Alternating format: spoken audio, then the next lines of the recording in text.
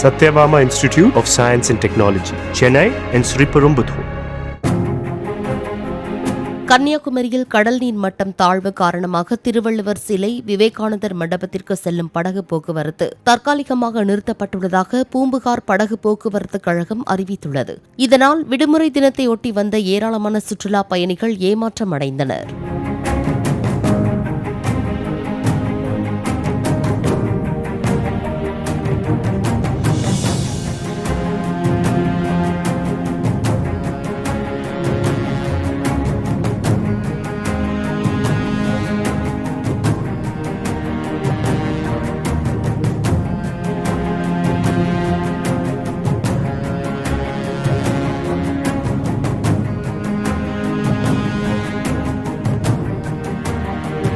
Satyabama Institute of Science and Technology, Chennai and Sriperumbudur.